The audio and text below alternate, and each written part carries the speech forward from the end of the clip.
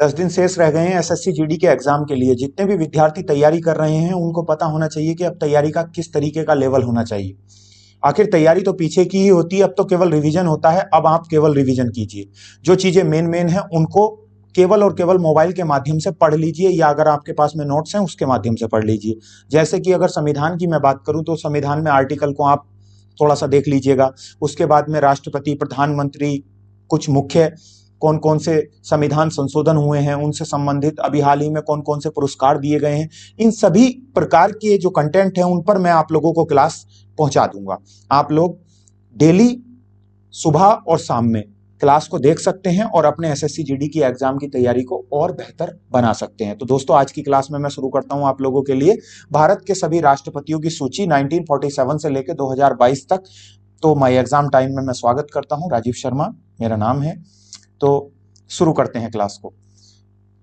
सबसे पहले भारतीय संविधान के अनुच्छेद 52 में कहा गया है कि भारत का एक राष्ट्रपति होगा जो देश का सर्वोच्च व्यक्ति होगा, प्रथम नागरिक होगा। क्लियर है। आर्टिकल 53 के अनुसार संघ की सभी कार्यपालिका अर्थात कार्यकारी शक्तियां उसके द्वारा या तो सीधे या अपने अधीनस्थ अधिकारियों के माध्यम से निष्पादित की जाएंगी। अर्थात कार्यपालिका की शक्ति का हेड कौन होता है? राष्ट्रपति। लेकिन रियल हेड नहीं होता है, रियल हेड प्रधानमंत्री होता है। ठीक है। तो नेक्स्ट बात करते हैं, यही सबसे महत्वपूर्ण आर्टिकल होते हैं 52 और 53। अब हम प्रथम बात करते हैं, सबसे पहले भारत के राष्ट्रपति डॉक्टर राजेंद्र प्रसाद भारत के एकमात्र राष्ट्रपति थे जिन्होंने लगातार 2 कार्यकालों तक राष्ट्रपति के पद को सुशोभित किया, और वे संविधान सभा के अध्यक्ष भी थे और भारतीय स्वाधीनता आंदोलन के प्रमुख नेता थे। उन्हें वर्ष 1962 में भारत रत्न से सम्मानित किया गया और बिहार से संबंध रखते थे।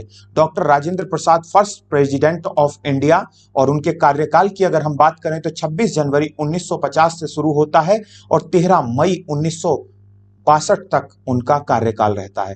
तो यह है हमारे देश की पहली विभूतियां, अर्थात पहले राष्ट्रपति डॉक्टर राजेंद्र प्रसाद। तो दोस्तों, नेक्स्ट राष्ट्रपति की बात करते हैं, डॉक्टर सर्वपल्ली राधाकृष्णन।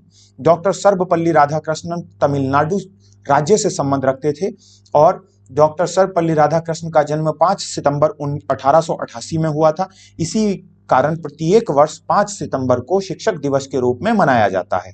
ये पहले व्यक्ति थे जिनको भारत रत्न से अलंकृत सम्मानित किया गया था। लिखा हुआ है आप लोगों के सामने, शिक्षक दिवस के रूप में मनाया जाता है। उनको 1954 में भारत रत्न से सम्मानित किया गया। डॉक्टर सर्वपल्ली राधाकृष्णन दूसरे राष्ट्रपति और स्वतंत्र भारत के प्रथम राष्ट्रपति थे, ये आप लोग नोट कर लेना। कार्यकाल की अगर बात करें, 13 मई 1962 से लेकर 13 मई 1967 तक इनका कार्यकाल रहा है। डॉक्टर जाकिर हुसैन तीसरे राष्ट्रपति हमारे देश के और प्रथम मुस्लिम राष्ट्रपति, और इनकी मृत्यु पद पर रहते हुए हुई थी। तत्कालीन उपराष्ट्रपति बीवी गिरी को कार्यवाहक राष्ट्रपति बनाया गया। उनके बाद सुप्रीम कोर्ट के मुख्य न्यायाधीश मोहम्मद हिदायतुल्लाह 20 जुलाई 1969 से 24 अगस्त 1969 तक कार्यवाहक के रूप में राष्ट्रपति के पद पर बने। अर्थात ये पहली कंडीशन थी देश की जब बीवी गिरी कार्यवाहक राष्ट्रपति बने, क्योंकि जाकिर हुसैन की पद पर मृत्यु हो गई थी, लेकिन उनको राष्ट्रपति का इलेक्शन लड़ना था, इसीलिए उन्होंने उससे इस्तीफा दे दिया। अब ऐसे में पद खाली हो गया और कंडीशन बनी कि जब राष्ट्रपति पद पर ना हो तो पद पर कौन आएगा? उपराष्ट्रपति। और जब उपराष्ट्रपति भी पद पर ना हो तो सुप्रीम कोर्ट के मुख्य न्यायाधीश पद को संभालते हैं, और ये कंडीशन बन गई थी दोस्तों पहली बार। तो जाकिर हुसैन भारत के पहले मुस्लिम राष्ट्रपति, 13 मई 1967 से इनका कार्यकाल 3 मई 1969 तक इनका कार्यकाल चलता है। हैदराबाद से संबंध रखते थे बीबी गिरी। देश के चौथे नंबर के राष्ट्रपति हैं, अर्थात जो बीबी गिरी कार्यवाहक बने एवं एम हिदायतुल्लाह कार्यवाहक बने, दोनों के बारे में मैंने आपको बता दिया है। बीबी गिरी भारत के चौथे राष्ट्रपति थे। इनका पूरा नाम वाराहगिरी वेंकट गिरी है। इनके समय में दूसरे चरण की मतगणना करनी पड़ी थी। यह पहले भारत के कार्यवाहक राष्ट्रपति रहे थे। 1975 में इनको भारत का सबसे बड़ा सम्मान भारत रत्न से सम्मानित किया गया था। ये एकमात्र ऐसे राष्ट्रपति थे जिनके लिए दूसरे चरण की मतगणना शुरू की गई थी। अर्थात जब चरण में मत एक समान हो जाते हैं तो ऐसे में दूसरे चरण की मतगणना को देखा जाता है कि वरीयता क्रम के आधार पर कौन से राष्ट्रपति को कितने लोगों ने कितने नंबर पर पसंद किया है। ये उड़ीसा राज्य से संबंध रखते थे। कार्यकाल 24 अगस्त 1969 से 24 अगस्त 1974 तक इनका कार्यकाल रहा है। नेक्स्ट राष्ट्रपति की हम बात करते हैं, नीलम संजीवा रेड्डी। ठीक है, फखरुद्दीन अली अहमद, 5वें नंबर के फखरुद्दीन अली अहमद भारत के 5वें राष्ट्रपति थे, दूसरे राष्ट्रपति जिनकी मृत्यु राष्ट्रपति पद पर रहते हुए हुई थी। इनकी जब मृत्यु हुई तो इनका पद खाली हो गया और ऐसे में बीडी जत्ती ने कार्यभार को संभाला था। जो दिल्ली से संबंध रखते थे फखरुद्दीन अली अहमद और देश के 5वें नंबर के राष्ट्रपति थे। 24 अगस्त 1974 से इनका पद शुरू होता है और 11 फरवरी को इनकी मृत्यु पद पर हो जाती है। 1977 में बीडी जत्ती आते हैं और जो बीडी जत्ती 11 फरवरी से लेकर लगभग 25 जुलाई तक कार्यभार को संभालते हैं। उसके बाद नीलम संजीवा रेड्डी आते हैं और नीलम संजीवा रेड्डी भारत के 6ठे राष्ट्रपति और आंध्र प्रदेश के मुख्यमंत्री भी रहे हैं। वे भारत के ऐसे राष्ट्रपति जिन्हें राष्ट्रपति के उम्मीदवार होते हुए प्रथम बार विफलता प्राप्त हुई और दूसरी बार उम्मीदवार बनाए जाने के बाद वह राष्ट्रपति पद पर निर्वाचित हुए। तो ये आंध्र प्रदेश से संबंध रखते थे। नीलम संजीवा रेड्डी भारत में निर्विरोध चुने जाने वाले पहले राष्ट्रपति थे।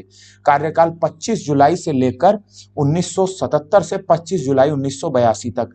और सबसे महत्वपूर्ण बात यह है कि नीलम संजीवा रेड्डी के कार्यकाल से ही 25 जुलाई डेट निर्धारित हो गई और तब से लेकर आज वर्तमान तक 25 जुलाई को ही राष्ट्रपति निर्वाचित किए जाते हैं। नेक्स्ट बात करते हैं ज्ञानी जैल सिंह। ज्ञानी जैल सिंह पंजाब राज्य से संबंध रखते थे। राष्ट्रपति बनने से पहले वे पंजाब के मुख्यमंत्री और केंद्र में भी मंत्री रहे हैं।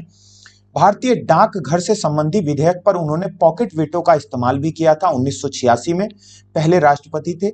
उनके राष्ट्रपति कार्यकाल में बहुत सी घटनाएं घटी, जैसे ऑपरेशन ब्लू स्टार, अमृतसर के स्वर्ण मंदिर में इंदिरा गांधी प्रधानमंत्री के द्वारा चलाया गया सेना के द्वारा सैनिक कार्यवाही, जिसमें कुछ कहे जाते हैं कि कुछ ऐसे व्यक्ति जो सरकार के खिलाफ मोर्चाबंदी कर रहे थे उनके खिलाफ यह आंदोलन चलाया गया था। इंदिरा गांधी की हत्या 1984 में सिख विरोधी दंगे के आधार पर कर दी गई थी। तो ज्ञानी जैल सिंह भारत के पहले सिख राष्ट्रपति और पंजाब से संबंध रखते थे। 25 जुलाई 1982 से 5 साल जोड़ दीजिए, अब किसी राष्ट्रपति में कोई दिक्कत नहीं है। 1982 से 1987 25 जुलाई। डॉक्टर 8 नंबर पर है आर वेंकटरमन। आर वेंकटरमन 1984 से 1987 तक भारत के उपराष्ट्रपति भी रहे थे। वे एक भारतीय वकील, स्वतंत्रता संग्राम सेनानी, महान राजनेता थे। उन्होंने अपने राष्ट्रपति काल में सर्वाधिक प्रधानमंत्रियों को उनकी पद की शपथ दिलाई थी। ये बहुत महत्वपूर्ण प्रश्न है कि वह बताइए कौन से राष्ट्रपति थे जिन्होंने अपने कार्यकाल के दौरान सबसे अधिक राष्ट्रपति को उनके पद की शपथ दिलाई थी। तो वे थे आर वेंकटरमन। भारत के 8वें नंबर के राष्ट्रपति थे और तमिलनाडु से संबंध रखते थे। 25 जुलाई 1987 से 25 जुलाई 1992 तक इनका कार्यकाल चला। 9वें नंबर के राष्ट्रपति डॉक्टर शंकर दयाल शर्मा। वे अपने राष्ट्रपति पद से पहले भारत के 8वें उपराष्ट्रपति। 1952 से 56 तक वे भोपाल के मुख्यमंत्री रहे और 1956 से 1967 तक cabinet minister. International bar association ने उनको लीगल प्रोफेशन में बहु उपलब्धियों के कारण living legend of law award of recognition दिया। ये अपने आप में बहुत महत्वपूर्ण है। आंध्र प्रदेश राज्य से संबंध रखते थे डॉक्टर शंकर दयाल शर्मा। 9वें नंबर के राष्ट्रपति थे 25 जुलाई 1992 से लेकर 25 जुलाई 1997 तक। 10वें नंबर के राष्ट्रपति के आर नारायण केरल राज्य से संबंध रखते थे और भारत के प्रथम दलित राष्ट्रपति थे। ठीक है दोस्तों, ये अपने आप में प्रश्न बन जाता है। प्रथम मलयाली व्यक्ति थे जिन्हें देश का सर्वोच्च पद प्राप्त हुआ था। वे लोकसभा चुनाव मतदान करने वाले तथा राज्य की विधानसभा से संबंध रखने वाले पहले राष्ट्रपति थे। वह केरल राज्य से संबंध रखते थे और 10वें नंबर के राष्ट्रपति थे। कार्यकाल उनका 97 से 5 साल प्लस करेंगे तो 2002 आ जाएगा। डॉक्टर एपीजे अब्दुल कलाम, महान विभूति, महान व्यक्ति, जिनका जन्म तमिलनाडु में हुआ था। अब्दुल कलाम भारत के मिसाइल मैन के नाम से भी जाना जाता है। इनको पब्लिक राष्ट्रपति भी कहा जाता है। ठीक है, और वे पहले वैज्ञानिक थे। उन्होंने राष्ट्रपति पद को संभाला और भारत के पहले राष्ट्रपति जो सर्वाधिक मतों से जीते थे। उनके निर्देशन में रोहिणी 1 उपग्रह, अग्नि, पृथ्वी मिसाइलों का सफल प्रक्षेपण किया गया था। यहां तक कि 1974 एवं 1998 का भारत का परमाणु परीक्षण जो पोखरण राजस्थान में किया गया था, उनका महत्वपूर्ण योगदान रहा है। 1997 में उन्हें भारत रत्न से सम्मानित किया गया। अपने आप में वेरी वेरी महत्वपूर्ण है। इनका जन्म, आपको बता दें कि इनका जन्म 1931 में तमिलनाडु में हुआ था और ये भारत के एक महान विभूति, महान वैज्ञानिक के तौर पर जाना जाता है। इनको पीपुल्स प्रेसिडेंट के नाम से भी जाना जाता है।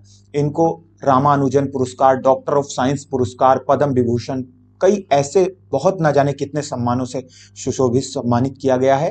तो अगर हम बात करें कि वैश्विक स्तर पर, विश्व स्तर पर इन्होंने हमारे देश को बहुत ही ऊंचाइयों पर, बुलंदियों पर पहुंचाया है। दोस्तों, जब इनकी मृत्यु हुई तो इनकी मृत्यु के बाद में उड़ीसा के व्हीलर द्वीप का नाम बदलकर कलाम द्वीप कर दिया गया और दिल्ली की औरंगजेब रोड का नाम बदलकर कलाम रोड कर दिया गया। ये एक महान राष्ट्रपति के तौर पर हमारे देश में जाने जाते हैं। इनका कार्यकाल 2002 से 2007 रहा।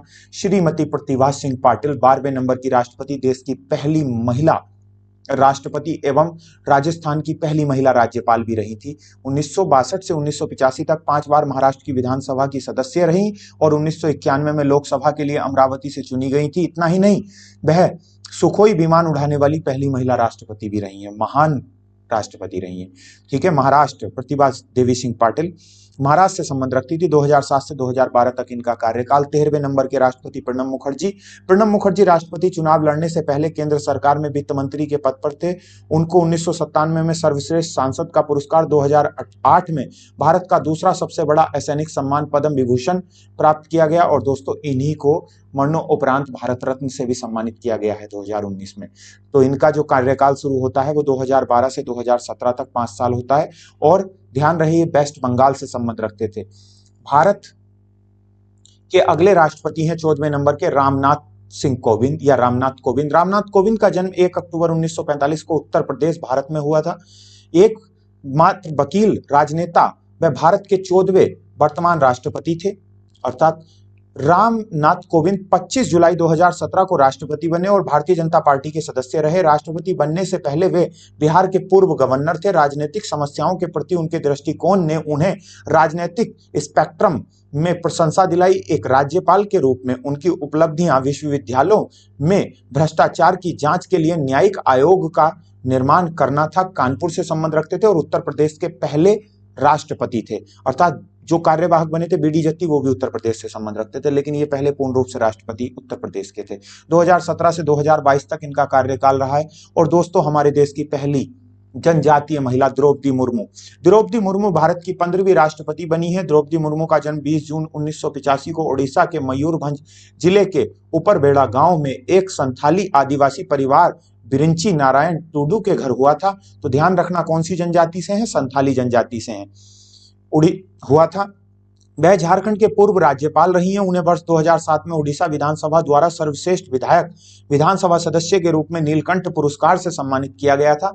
तो नीलकंठ पुरस्कार विधानसभा में उत्कृष्ट योगदान के लिए लोगों के हित को ध्यान में रखते हुए अच्छी अच्छी योजनाओं को लगाना, जारी करना उनके लिए दिया जाता है और ये अपने आप में एक बहुत महान सम्मान होता है।